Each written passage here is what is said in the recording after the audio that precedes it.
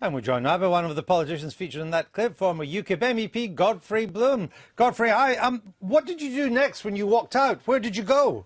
Well, it was my own drawing room, Andrew. I couldn't walk out. I took the headphones off because poor old what's-his-name from Channel 4 couldn't move the thing on, and there was a queue of people outside my house waiting to talk to me as I was exposing the foreign aid scam. And so I really didn't have time to talk to the poor fellow because he hadn't really been trained in interview techniques like you professionals on the BBC. Oh, the checks in the post. Tell me, looking back, do you regret it or would you do it again? Oh, well, no, I had to do it. I didn't have time to waste on the fellow.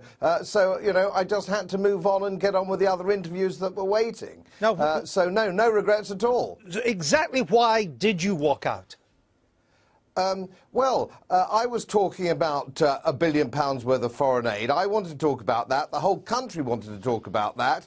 And he wanted to talk about the semantics of bongo bongo. So I gave him a perfectly legitimate answer. But I'm afraid he simply couldn't accept it and move the conversation on. And I had Channel 5 waiting for me and half a dozen journalists waiting who wanted to talk about a more serious subject. But I'm afraid that's a little bit Channel 4, isn't it? Channel 4 really isn't the sort of traditional interviewing programme that we understand on the other mainstream channels. So, I see. So if I was to ask you about Bongo Bongo Land now, would you walk out? No, my dear fellow, because you always do a nice, balanced programme and give a chap an opportunity to answer the right questions. Oh, right. So, what's the capital of Bongo Bongo Land? I don't know, Bongoville, one presumes. Well, Sadiq, was